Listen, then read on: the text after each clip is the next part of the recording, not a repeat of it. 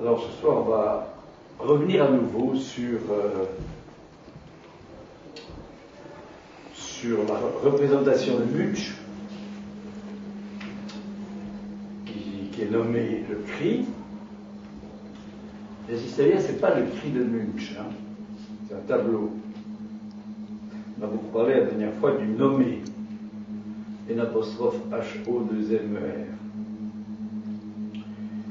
Parce que ça peut nous servir de métaphore pour essayer de parler de ce qui se passe justement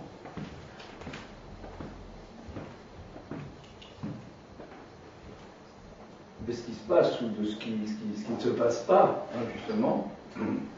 Enfin, de ce qui est en jeu, dès lors que l'être parlant que nous sommes se met à parler. Ce que je vous disais la dernière fois, c'était l'importance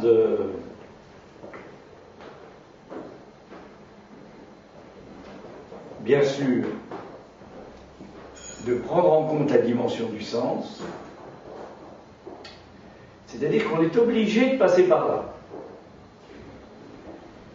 Et avec Lacan, lecteur de Freud, on est dans l'idée qu'il y a, dès qu'il s'agit d'être parlant, ça veut dire quoi? Entre autres, ça veut dire qu'il y a, et là, vous voyez, on n'est plus dans le sens, il y a, dès que je parle, dès que l'être parlant parle, en fait, la parole se place dans 3 dimensions. Daniel, tu veux venir t'occuper du truc parce que je voudrais parler du cri. Dans 3 dimensions. Tu me braques. Bon. C'est-à-dire que si vous regardez le tableau, là, évidemment, vous êtes exactement, je crois qu'on peut dire ça, dans la même position que quand vous parlez habituellement. C'est-à-dire que vous croyez à ce que vous voyez. Et vous voyez ce que vous croyez. Et d'emblée, dire les choses comme ça, c'est dire qu'on est dans une prison. Voilà. C'est-à-dire que là, effectivement, on va décrire ce qui est en jeu. Et ce qui est en jeu, ça va être ce que je vous ai lu la dernière fois, par exemple, la façon dont Munch lui-même va expliquer son tableau. Hein?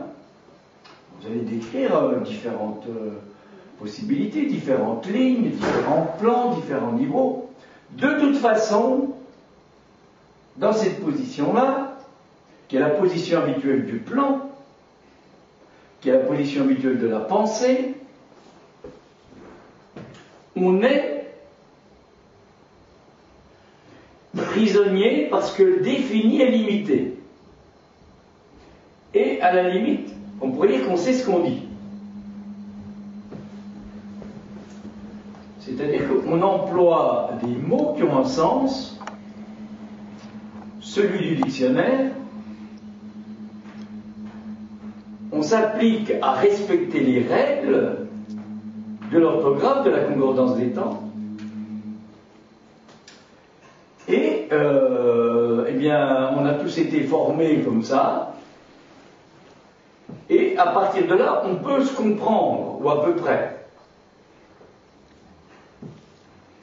Donc je peux décrire, bon, je ne vais pas revenir là-dessus, toutes sortes de choses. Bon. J'insiste bien sur le fait que tout ça, c'est lié à la mise à plat, qui est le plan. On pense à partir du plat. Hein, le plat pays là, que chante Brel. C'est tout à fait ça. Même si on imagine qu'il peut y avoir des montagnes, etc., des petites bosses, comme on veut, on ne peut penser qu'à partir du plan. Bon. Alors, on va penser plus ou moins compliqué, bien sûr. Mais on pense comme ça. Et quand on veut essayer de penser quelque chose qui se déploie dans l'espace, on va en faire un dessin qui est sur un plan. Dès qu'on parle, dès que je parle, dès que vous parlez, ceci fonctionne comme ça. Au point qu'on peut penser à ce moment-là, effectivement, qu'on va trouver la cause de ce que l'on est en train de dire, parce que on veut toujours savoir pourquoi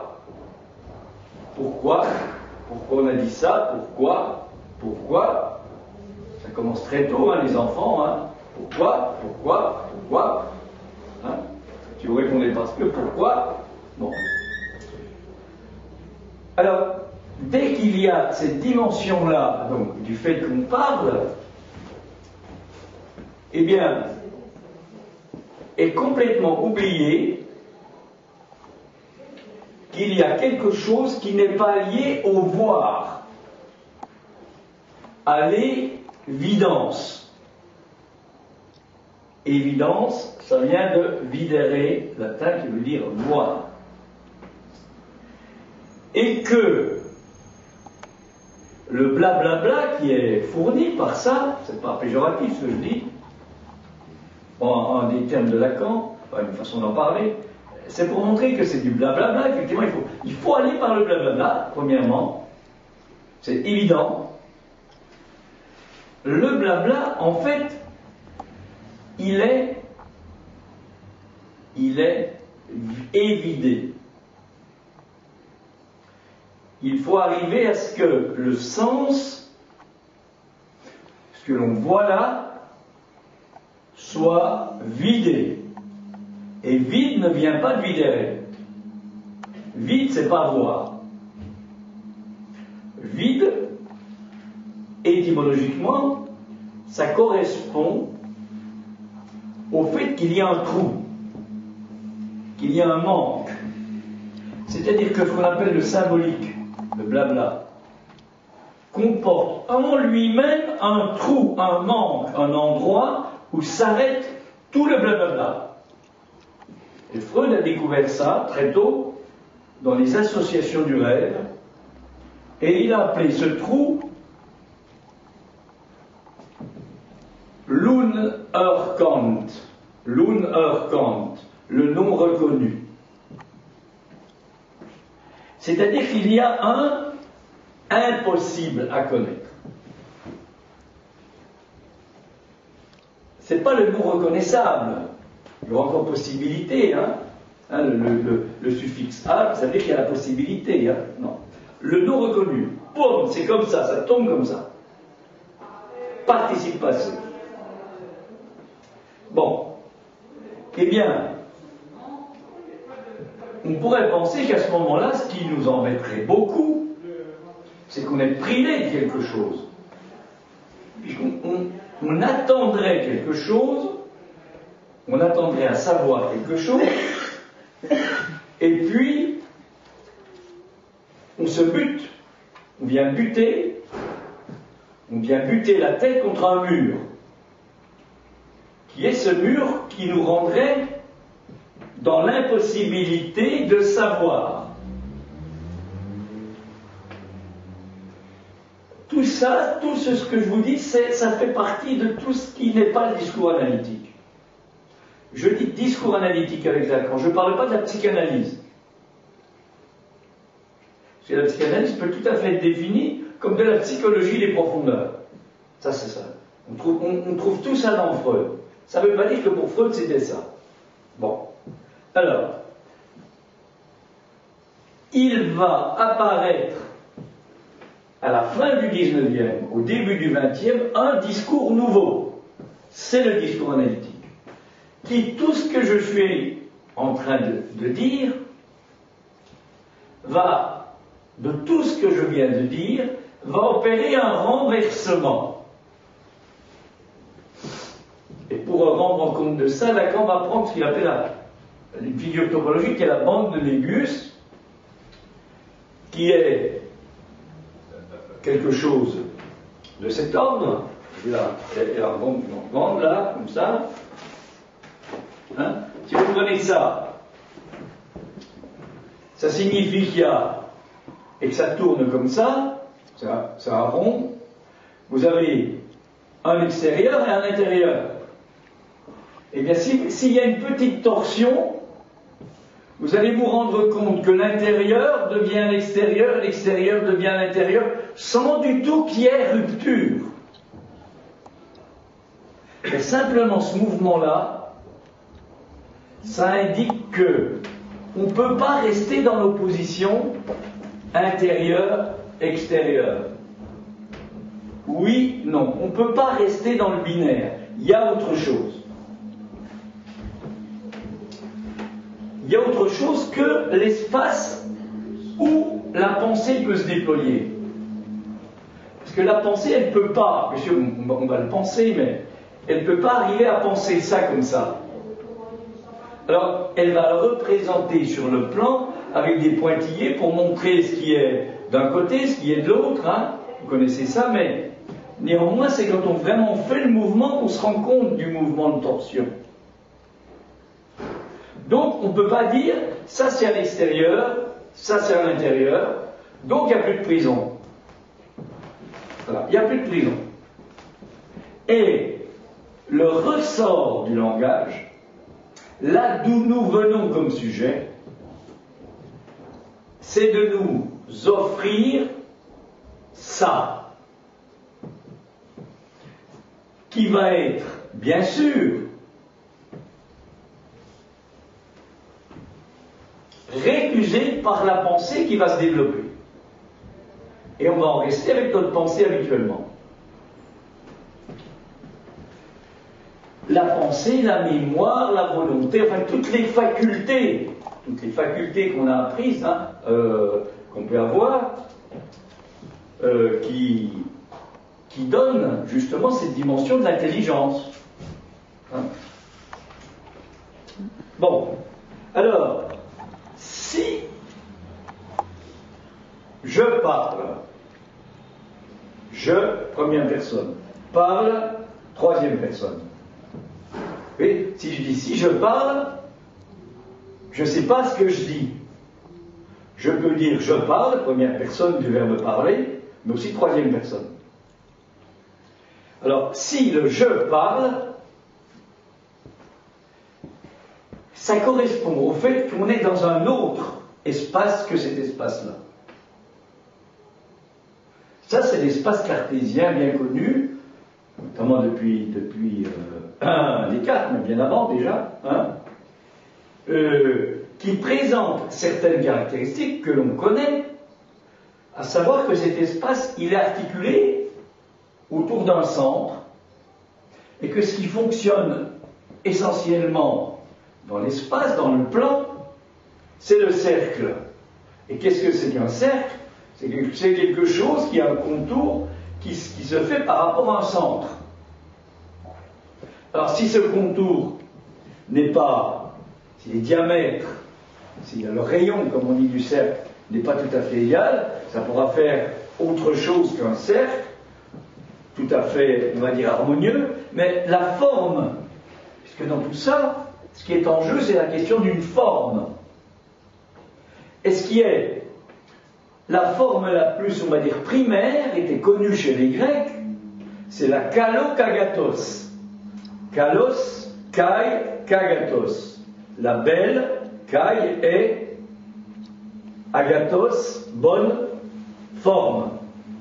C'est pas d'aujourd'hui. Hein, si vous regardez dans les sculptures des Grecs, vous allez trouver ça dans les plis, qu'on trouve au niveau des sculptures. Je ne vais pas partir là-dessus parce que je voudrais revenir, que j'arrive à faire la jonction par rapport au discours analytique et par rapport à ce qu'il en est du corps. Bon. Donc, on est automatiquement aliéné là-dedans. Et ça se développe, ça, inévitablement pour chacun d'entre nous, pour chaque être parlant, ça s'est développé du fait Pourquoi ça s'est développé? Du fait que nous arrivons dans ce monde qui, plus particulièrement peut-être maintenant, mais toujours, va complètement à volo. Hein? Nous sommes arrivés dans ce monde-là pas fini. On n'est pas fini. L'animal, il est à peu près fini. Nous, on n'est pas fini. C'est-à-dire qu'il n'y a pas une forme, une belle forme, une bonne forme, qui va nous permettre de nous couler à l'intérieur. Et ceci va se mettre en route progressivement. Alors, ceci, ça fonctionne dans... C'est pas du visuel. Hein, c'est ça. Ça va correspondre au stade du miroir. Mais c'est pas du visuel, le stade du miroir. Même si on dit le miroir, même si on voit son image, l'image en question, c'est une image inconsciente qui n'est pas du tout liée au fait du reflet en optique. Bon. Alors, je reviens là-dessus. On va donc développer cette forme, pour autant qu'on a ce pressentiment d'une bonne forme, et ça, on le pressent comment? On ne le pense pas.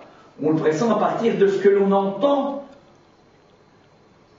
qui nous vient de ceux qui s'adressent à nous, notamment nos parents, notamment la mère. Il y a quelque chose dans son discours qui est mis en ordre, évidemment, par cet ordre. Sinon, elle ne s'y retrouverait pas. Elle.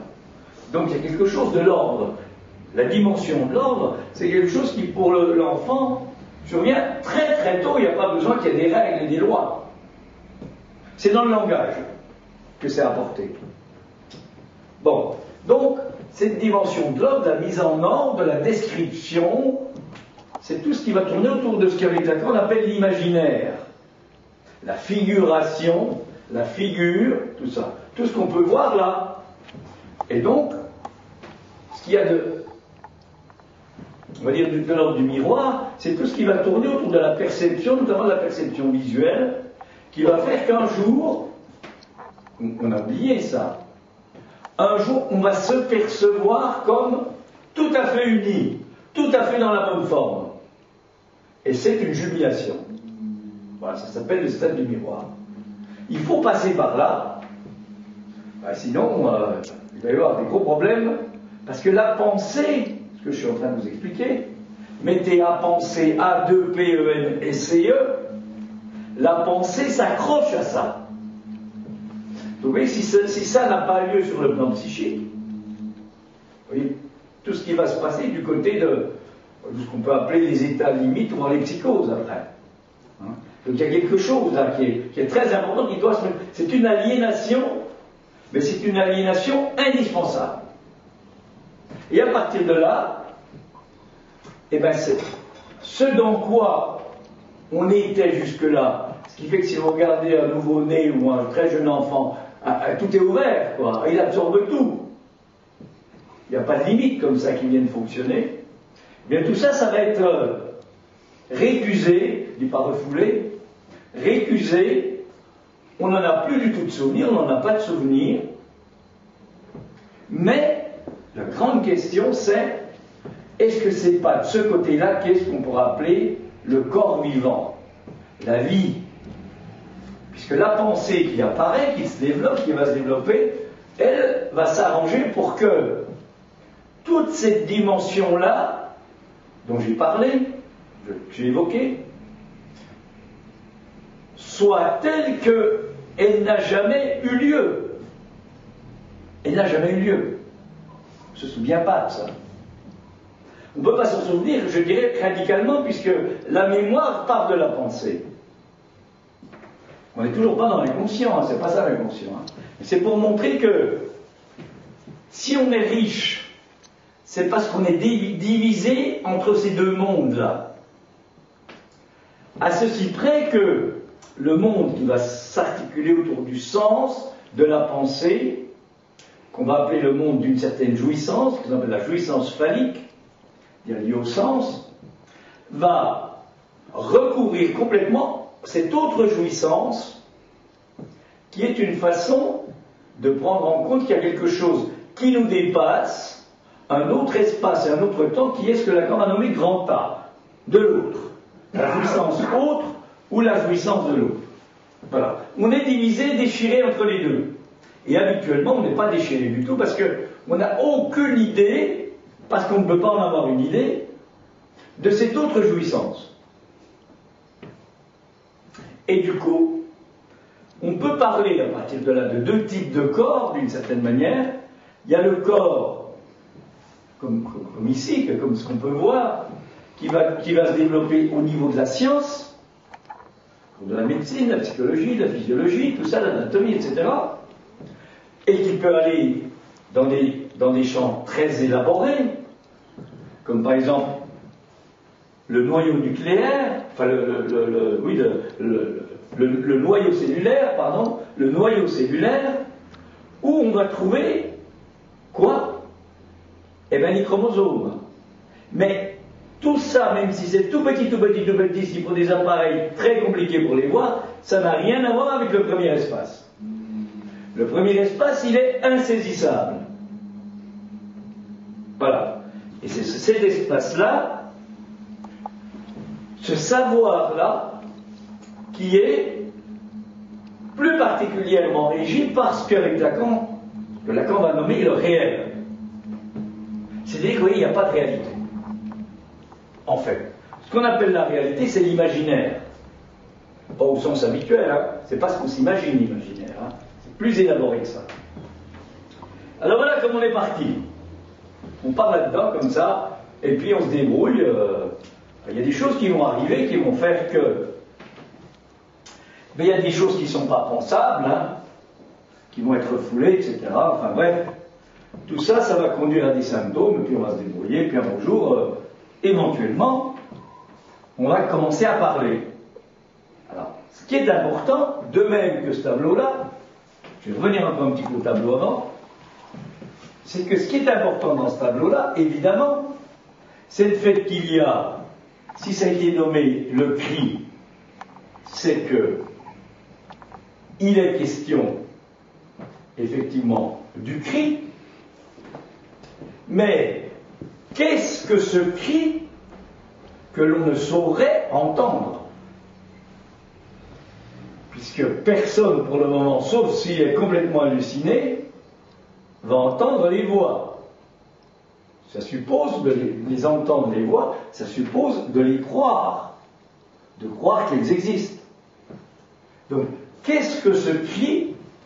Et alors, pensez à la bande de Minus, la chose extraordinaire, c'est que c'est évidemment pas le cri qui est important. On va dire que le cri, c'est ce qui est, je schématise un peu, mais c'est pour un peu, je figuratise un peu. Le cri, c'est ce qui a marqué sur l'extérieur, mais ce qui est important, c'est le mouvement qui va faire que ce qui est à l'intérieur va revenir à l'extérieur, et à l'extérieur, il y a marqué silence. C'est-à-dire que le tableau met en place un jeu particulier, un retournement, une articulation du cri et du silence. Mais ce n'est pas le silence au sens où on l'entend habituellement. Ce n'est pas un silence d'où jaillirait un cri. Non, là, si on dit comme ça, on retombe dans cet espace. Et qu'il y aurait, je me tais, je parle.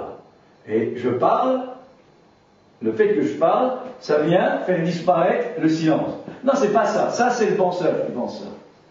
C'est le chercheur qui étudie ça avec des appareils très sophistiqués.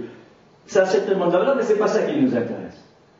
C'est que quand je parle, quand vous parlez, ou quand le je parle, troisième personne, il crée du silence. Et oui, d'emblée apparaît la dimension de la voix. Et de ce qu'il y a de particulier dans la voix qui parle, et bien sûr, dans la voix qui va chanter. Je reviens donc à nouveau là sur le cri, pour dire que dans cette béance, puisque tout est là, hein, évidemment, s'il fait ça, c'est pas du tout parce qu'il se bouche les oreilles, ça c'est une figuration, c'est une représentation à nous. C'est peut-être la représentation de Munch, pourquoi pas. Hein? Mais il ne cherche pas à se boucher les oreilles pour ne pas entendre le cri. Ça, c'est le penseur qui pense ça. Et pourtant, c'est pas faux. Mais c'est pas ça qui nous intéresse. C'est le fait qu'il y a mis en évidence ce trou. C'est-à-dire le fait que dans tout ce tableau, ce qu'il importe, c'est qu'il y a un vide, comme je le disais tout à l'heure.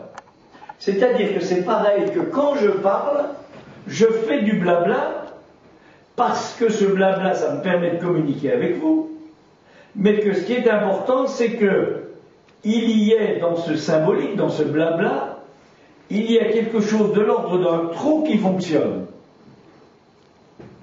Qui fasse, par exemple, que vous n'allez pas pouvoir redire après, si vous le vouliez, si on vous le demandait, ce que je viens de dire. Vous allez, vous, à nouveau construire quelque chose.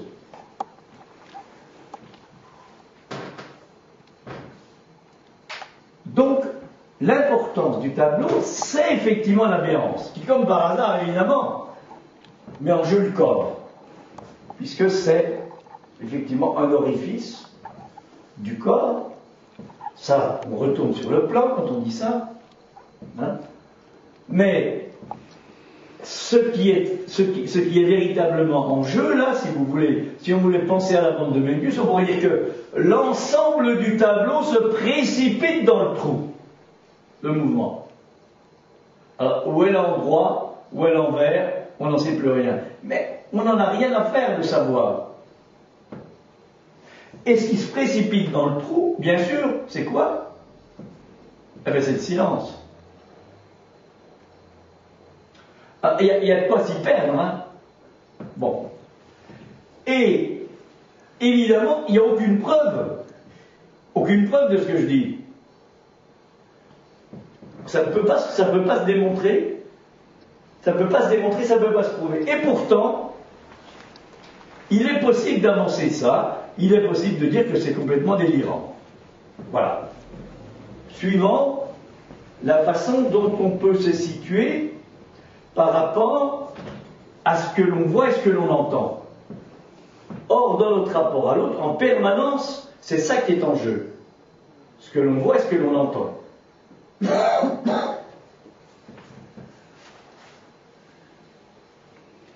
Alors, à force de regarder la béance qui est là, effectivement, on ne voit plus que la béance.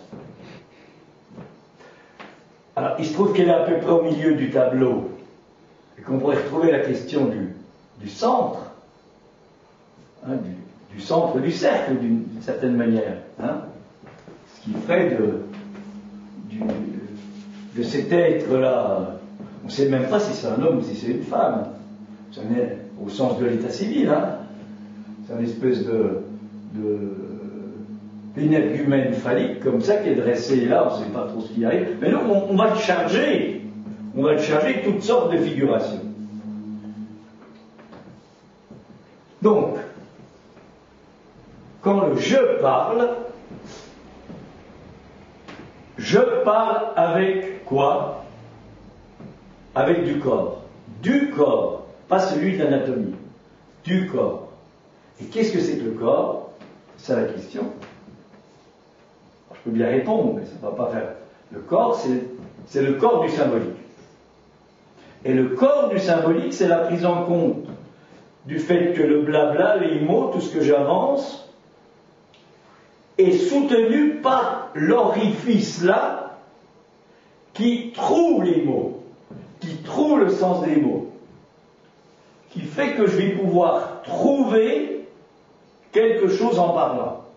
En usant les mots, quelque chose peut être trouvé. Qu'est-ce qui peut être trouvé? Voilà. Alors, qu'est-ce qui peut être trouvé? J'ai encore 5 minutes, là.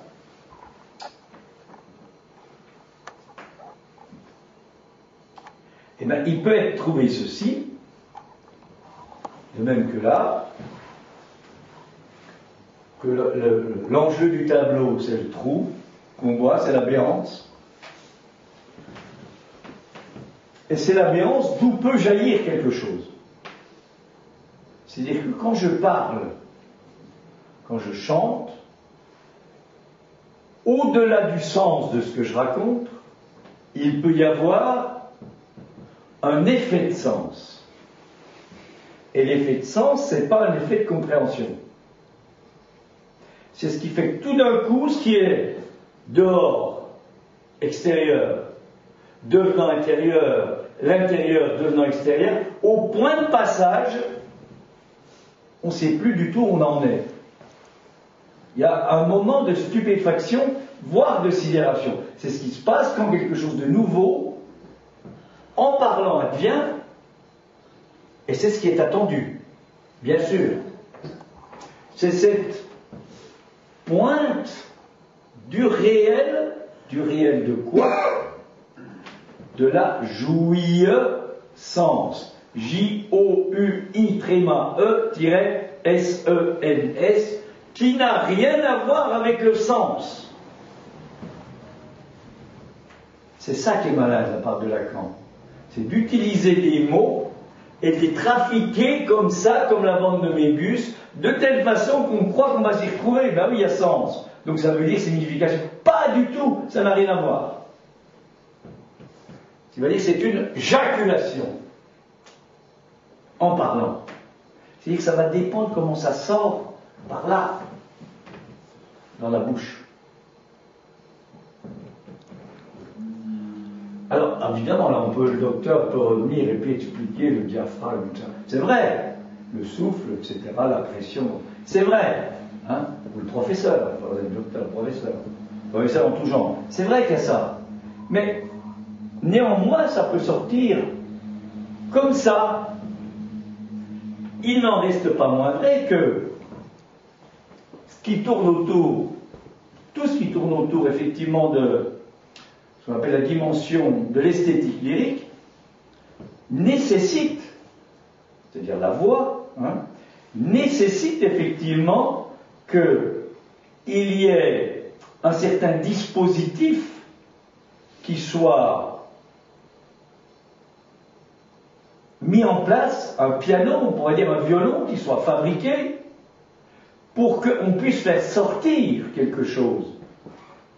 Mais ce n'est pas parce que le piano ou le violon fonctionne que ça va sortir comme de telle façon qu'on soit entendu et attendu cette dimension du jouir, du jouir, du jouir, c'est-à-dire du jouer, oui, à ce jeu. Jouir. Prenez-le comme vous voulez. Il s'agit d'un de jouer, d'un jeu très particulier auquel on dit oui. C'est ça la jouissance. Et habituellement, ce que je vous ai expliqué tout à l'heure, c'est qu'on a fabriqué par la pensée tout un dispositif pour penser, régulariser notre vie, régler notre rapport à l'autre. Et Dieu sait si ça décharge en permanence. Pourquoi il fait ça? Parce que là, qu'est-ce qu'il va penser de moi, etc. Qui fait qu'on va plus être sensible du tout à cette dimension de la jouissance. Le séminaire a commencé un petit peu par qui s'appelait Dupe. Eh bien, vous voyez que il y a un savoir qui n'est pas celui du non-dupe. Le non-dupe, c'est celui qui est là-dedans. Il sait de quoi on parle. Il ne faut pas lui faire le coup. Il a fait des études, il est tout ça, il sait très bien que, voilà, il sait même qu'il y a derrière le truc, qu'il y a même quelque chose qui est derrière le rideau. Mais il pense exactement ce qu'il y a derrière le rideau comme ce qu'il y a devant. Parce qu'il est mis à plat, quoi. Il est à plat, aplati. Il est, on va dire, il fonctionne comme un pot, quoi, il est empoté. Et notre conception de Dieu, c'est ça. Dieu est un empoté. On l'a conçu comme ça. Eh bien, il y a quelque chose d'autre, qui est la dimension de l'existence, ex en dehors, qui est là. Pendant que je parle de l'existence, elle est là. Ça ne soit pas. Quand vous parlez chez un psychanalyste, c'est ça. Il y a la dimension de l'existence qui est présente. À l'existence d'emblée, on pense à Dieu, évidemment. C'est là qu'on l'a mis. On en a fait un empoté en même temps, donc de toute façon, ça va pas bien loin. Hein. On y croit un peu quand on en a besoin, mais c'est tout. Hein. Ça va pas bien loin. Hein. Bon. Alors, cette dimension de l'existence, c'est ce côté-là, de cette jouissance-là, qu'est attendu que l'on puisse, ben oui, on peut vraiment en jouir, quoi. Ça n'a rien à voir avec le plaisir, avec l'hédonisme, etc. C'est lié à la langue. C'est lié au fait qu'il y a dans la langue cette vie particulière qui est liée à ce qu'on appelle le signifiant. Et le signifiant n'a rien à voir avec le signifié, avec le sens. Rien.